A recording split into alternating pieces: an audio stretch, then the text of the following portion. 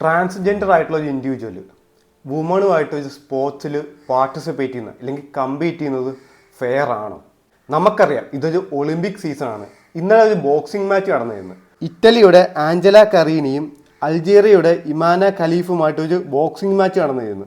ആ ബോക്സിംഗ് മാച്ചിൽ രണ്ടുപേർക്കും 66 കിലോ ആയിരുന്നു. ആ ബോക്സിംഗ് മാച്ച് വെറും 46 സെക്കൻഡ് മാത്രമേ പോയുള്ളൂ. കാരണമെന്ന് വെച്ചാൽ ഇറ്റലിയുടെ ആഞ്ചല ക്വിറ്റ് ചെയ്തു. ആദ്യത്തെ രണ്ടിടിക്ക് തന്നെ ആഞ്ചലീനയ്ക്ക് കാര്യം മനസ്സിലായി, ഇത് എന്നെ കൊണ്ട് താങ്ങാൻ പറ്റുന്ന പവർ അല്ലെന്ന്. കാരണം അപ്പുറത്ത് നിൽക്കുന്ന ഒരു ഇൻഡിവിജ്വൽ ട്രാൻസ്ജെൻഡർ ആണ്. ഒളിമ്പിക്സിൽ പാർട്ടിസിപ്പേറ്റ് ചെയ്യുമ്പോൾ എല്ലാം ടെസ്റ്റ് ചെയ്യും. അപ്പോൾ ആ ടെസ്റ്റ് ചെയ്തപ്പോൾ അതിൽ പ്രൂവൺ ആയിട്ടുള്ളതാണ് ഈ ഇമാന XY ക്രോമോസോംസ് ഉള്ള ഒരു ഇൻഡിവിജ്വലാണ്. എന്ന് വെച്ചാൽ ആ ഇൻഡിവിജ്വൽ പെണ്ണല്ല, അത് ഒരു മെയിലാണെന്ന് തെളിഞ്ഞാണ്. എന്നിട്ടും ഫീമെയിലുമായിട്ടുള്ള കോമ്പറ്റീഷനിൽ പങ്കെടുപ്പിച്ച്. നമുക്കറിയാം ആണുങ്ങൾക്ക് XY ക്രോമോസോംസ് ആണ്, പെണ്ണുങ്ങൾക്ക് XX ക്രോമോസോംസ് ആണ്. പക്ഷെ ഇവിടെ ഫൈറ്റ് ചെയ്യുന്ന വെച്ചാൽ ഈ ഇറ്റലിയുടെ ഈ പെൺകുട്ടി XX ക്രോമോസോംസ് ഉള്ള പെണ്ണായിരുന്നു, ഈ അൾജീരിയയുടെ ഇമാന XY ക്രോമോസോംസ് ഉള്ള ഇൻഡിവിജ്വൽ ആയിരുന്നു. നമുക്ക് എങ്ങനെ നോക്കിയാലും അറിയാം മാനിന് എങ്ങനെ പോയാലും വുമണേക്കാൾ ഒരു അഡ്വാൻറ്റേജ് ഉണ്ട്. നമ്മൾ എത്ര ഫെമിനിസം എന്തൊക്കെ പറഞ്ഞാലും മാൻ ആണ് എങ്ങനെ പോയാലും അഡ്വാൻറ്റേജ്. കാരണം മാൻ ആണ് കുറേ പവറും ടെസ്റ്റോസ്റ്റോണൊക്കെ നമുക്ക് നല്ല ബൂസ്റ്റായിട്ട് ഇരിക്കുന്നതുകൊണ്ട് നമുക്ക് എങ്ങനെ പോയാലും ഒരു അഡ്വാൻറ്റേജ് ഉണ്ട്. ഇപ്പോൾ ഒരു വുമൺ 100% ട്രെയിനിങ് ചെയ്താലും ഒരു മാൻ ഒരു 20-25% ട്രെയിനിങ് ചെയ്താൽ മതി. ആ ഒരു ട്രെയിനിങ് കൊണ്ട് തന്നെ വുമണ് തോൽപ്പിക്കാൻ പറ്റും. അപ്പോൾ അത്ര പവറുണ്ട് മാനിന്. ഞാനിത് അവരെ തരംതാത്തി പറയുമല്ല, പക്ഷേ ഇത് ഫാക്റ്റാണ്, ഇത് സയൻസാണ്. പക്ഷേ ഞാനിവിടെ പറയുന്ന അതൊന്നുമല്ല. ഇത് സത്യത്തിൽ ശരിയാണോ?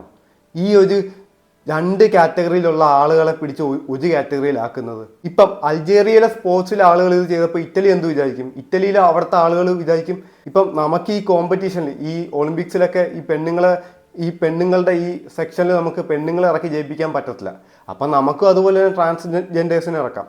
അപ്പം അവരും ട്രാൻസ്ജെൻഡേഴ്സിനെ ഇറക്കും. അപ്പം നമ്മുടെ രാജ്യം ഇന്ത്യയെ ഇറക്കും. അങ്ങനെ എല്ലാ രാജ്യവും അവസാനം പെണ്ണുങ്ങളുടെ സെക്ഷനിലേക്ക് ട്രാൻസ്ജെൻഡേഴ്സിനെ കൊണ്ടുവന്ന് എന്ത് പറ്റും? അങ്ങനെ ആ പെണ്ണുങ്ങളുടെ സെക്ഷൻ ഇല്ലാണ്ടാവും. ആ ഒരു സെക്ഷൻ മൊത്തം എല്ലാം കോമ്പറ്റീഷനാണല്ലോ. ഇപ്പം അതിലങ്ങനെ എക്സ്ക്യൂസ് ഒന്നും ഇല്ല. ഇപ്പം നമ്മുടെ രാജ്യം മാത്രം പെണ്ണുങ്ങളെ ഇറക്കി ബാക്കിയുള്ള രാജ്യം മൊത്തം ഈ ട്രാൻസ്ജെൻഡേഴ്സിനെ ഇറക്കി അവരൊക്കെ മെഡലടിക്കുമ്പോൾ നമ്മൾ ഏറ്റവും ബാക്കിൽ പോകും. അപ്പം നമ്മുടെ ഇവിടുത്തെ മാനേജ്മെൻറ്റ് പറയും, അവരെ ഫോഴ്സ് ചെയ്യും, നിങ്ങൾ ചെയ്യേണ്ട രീതിയിലൊക്കെ ചെയ്യണം.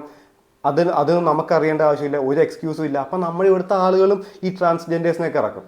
അപ്പം അങ്ങനെ ഇത് മൊത്തം ഒരു അൺഫെയറായി മാറും. അപ്പം ഇതിൽ സത്യത്തിൽ ഭയങ്കര ടെസ്റ്റിങ്ങും കാര്യങ്ങളൊക്കെ എന്തായാലും വേണം. സത്യത്തിൽ ഇത് ഒരിക്കലും അലൗ ചെയ്തുകൂടാ. ഒന്ന് ഓർത്തേ, ഇപ്പം നമുക്കത് പറഞ്ഞാൽ മനസ്സിലാകത്തില്ല. ആ ഇറ്റലിയുടെ ആ ഒരു പെൺകുട്ടി എത്ര കഷ്ടപ്പെട്ടിട്ടായിരിക്കും ആ ഒരു ഇവൻറ്റിൽ വന്നത്. ഇപ്പം നമുക്ക് പറഞ്ഞാൽ ചിലപ്പോൾ മനസ്സിലാകത്തില്ല അവരുടെ കഷ്ടപ്പാടും. കാരണം അവസാനം ആ പുള്ളിക്കാരി ഇന്ന് കരയുന്നുണ്ട് റിങ്ങിൽ നിന്ന്. അപ്പം ആ ഒരു വർഷങ്ങൾ ആയിട്ടുള്ള ഒരു കഷ്ടപ്പാടും ഹാർഡ് വർക്കിൻ്റെയൊക്കെ ആ ഒരു റിസൾട്ടാണ് ആ ഒരു കരയുന്നതൊക്കെ. അപ്പം നമുക്കത് ചിലപ്പോൾ പറഞ്ഞാൽ മനസ്സിലാകത്തില്ല. പക്ഷെ നമുക്കിവിടെ ഈ അൾജീരിയയുടെ ഇമാനെ നമുക്ക് കുറ്റം പറയാൻ പറ്റത്തില്ല. കാരണം പുള്ളിക്കാരി അങ്ങനെ ജനിച്ചു പോയി, അത് പുള്ളിക്കാരി തെറ്റല്ല. പുള്ളിക്കാരി അവിടെ ഒരു കുറ്റവും ചെയ്തിട്ടില്ല. പക്ഷെ ഇവിടെ വേണ്ടതെന്ന് വെച്ചാൽ ഇങ്ങനെയുള്ള ആളുകൾക്ക് പ്രത്യേകമായിട്ട് ഒരു കാറ്റഗറി വേണം. ഒളിമ്പിക്സ് പോലത്തെ ഇതിലൊക്കെ അവർക്കും പ്രത്യേക ഒരു കാറ്റഗറി വേണം. അപ്പം അങ്ങനെയുള്ളവർ അവിടെ മത്സരിച്ചോട്ടെ. ഇപ്പം പെണ്ണുങ്ങളുടെ വിഭാഗത്തിലുള്ളവർ പെണ്ണുങ്ങളിൽ മത്സരിച്ചോട്ടെ, ബോയ്സിൻ്റെ ബോയ്സ്. അപ്പം അങ്ങനെ പൊക്കോട്ടെ. അതല്ലേ അതിൻ്റെ ഒരു ഫെയർ. ഈ വോക്ക് കൾച്ചറൊക്കെ ഇപ്പോൾ ഭയങ്കരമായിട്ട് കയറുന്നുണ്ട്. അതിൻ്റെ ഈ ഡേഞ്ചർ ആണ് നമ്മൾ ഈ കാണുന്നതൊക്കെ. അതിൻ്റെയൊക്കെ സത്യത്തിൽ ഒരു ട്രെയിലർ മാത്രമാണ്. ഇതിൻ്റെയൊക്കെ വലിയ കാര്യങ്ങളൊക്കെ വരാൻ പോകുന്നേ ഉള്ളൂ.